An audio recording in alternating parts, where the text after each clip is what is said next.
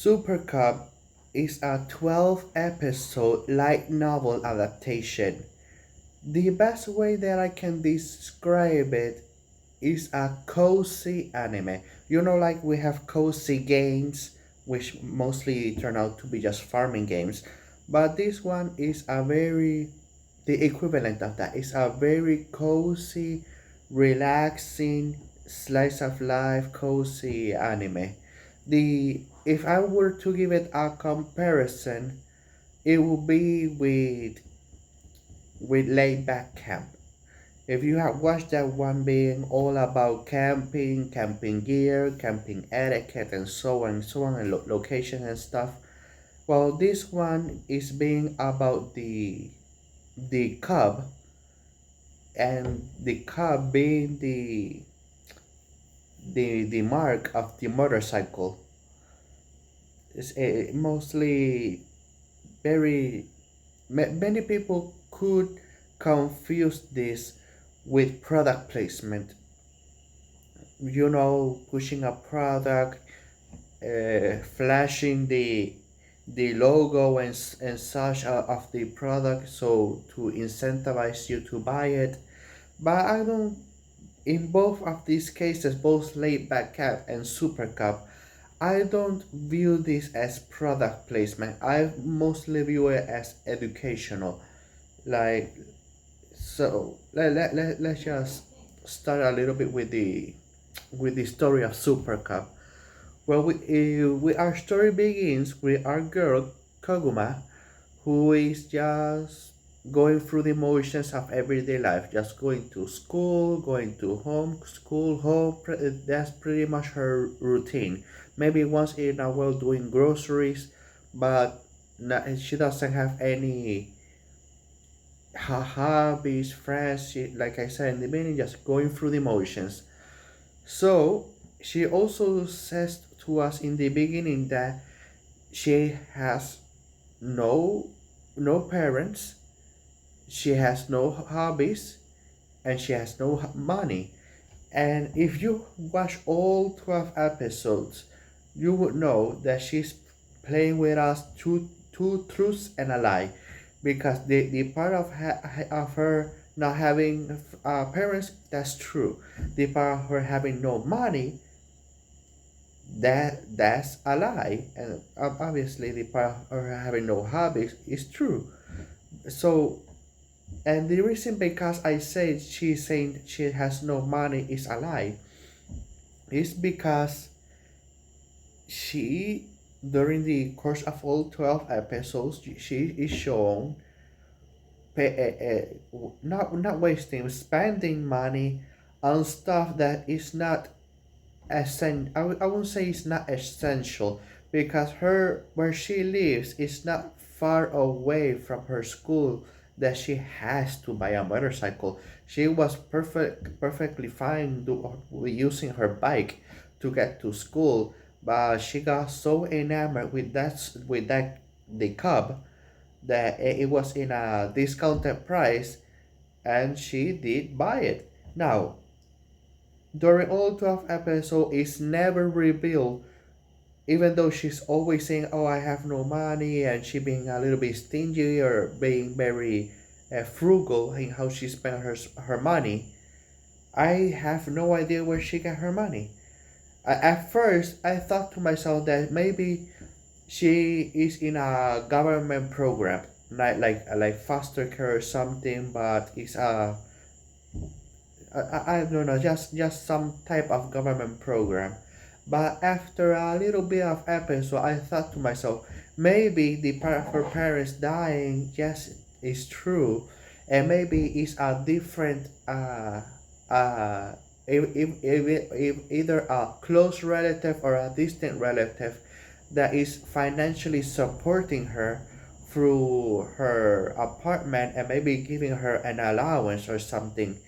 To me, between a government program or being financially supported by a relative that maybe they don't want to be there physically and emotionally supporting her, and only just financially supporting her, But to me, the latter is the most likely story that she's just enough. She has an allowance from a relative that's giving it to her. But still, for somebody that says that she has no money, she's constantly spending it because okay, you buy the cup.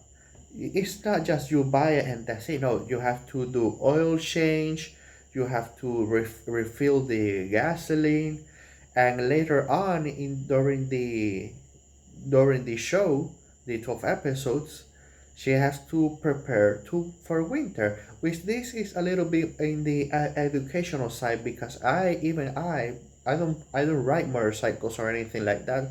So me watching the different gear and equipment that they buy in order to protect yourself from the colds of winter, like buying I don't remember the name. I will try to show some image of the different stuff they bought. But yes, it is best to me. Even though that I don't buy, I don't have any interest to own a motorcycle or a car or whatever. It's still like a camp. I personally may not have any desire to go camping, but I do like to be educated in different stuff, uh, just because self-interest. Now, let me just continue with our story. Well, we have our Kaguma who, like I said, bought her cup and she immediately was enamored with that motorcycle. She was enamored with the motorcycle, her cup, and she was just so happy, so giddy, immediately taking it out, reading the manual, and who does that? But she wanted to read the manual, so heck, good for her. And she mostly felt more fulfilled in her everyday life, and even met a new friend called Reiko. She's very outgoing, very hyper, and she's a cub, the mark of the motorcycle. She's a cub enthusiast. She really enjoys a cub, and she's like I said, outgoing. And later on, we have our third character, who are our trio that mostly comprise of a trio of main characters. Her name is She. Now she is the daughter, and she to the her parents has a coffee shop, and it's very the family is very quirky because her father is very he likes to do sandwiches and stuff from he's very each one of them has, even though they're Japanese, at least I think they're Japanese, they have like enamored with the culture of other places. The father likes Germany, the mother likes Paris, and the daughter likes Italy, if I remember correctly. Each one of them really likes to put their own little bit of that other culture into the coffee shop, and it's very quirky and enjoyable. Now, mostly is like I said, very enjoyable, very relaxing anime. The story is there's not much of a story. It's mostly a slice of life anime, their everyday life. So there's not much to talk about it. But there is one thing that I want to say that happened towards the last two episodes, episode 11 and 12, where before it was very educational, showing the cub, the stars of life, like I said before. It got in those two last episodes, it got a little bit weird with the fascination of the cub, because the character she falls into a river in winter time, so it's very cold, and she is by because of the cold, she's in shock and she cannot get out of the water. So our one of our main character, Kaguma, she receives her call, and SOS call, come and save me. And what does she say? Don't worry, my super cub is going. My cub is going to the rescue. And I like, okay, that was a weird thing to say. Usually is I'm going to the rescue, but she said me and my cub are going to the rescue, and it was very. It's a weird thing to say, but okay, I could look past. I could look past that dialogue, but later on, after they rescue her, and by the way, I'm going to say this quickly. If you do give this anime a chance, do not do what this character did, because one, she did not call the police or an ambulance. She just simply got her, the character, she got her, uh, carried her out of the river, and she wanted to, she said, okay, it's not so bad, so let me just take her to my home and run her in a hot water, a bath. And that, okay, that's one thing, but it's not like she just carried her all the way to her house in her arms. No, she put her in her cub in the front basket because she is very small. She's like 4 foot nothing. She put her in her cub in the front basket, put her there, and then ride off to her home. And immediately I thought to myself, it's winter, it's night.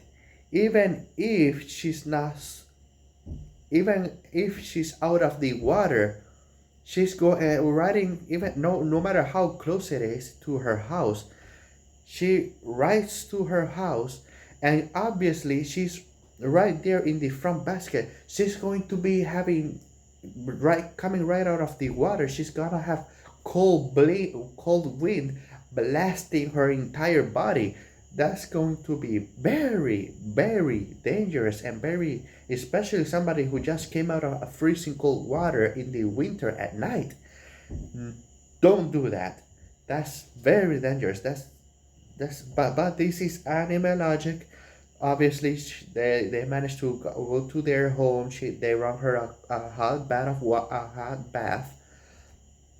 And this is also another part where it's get a little bit ridiculous with the cup, where I started to feel my, this is getting all right down cultish, where the character, she says to Kaguma, "Oh,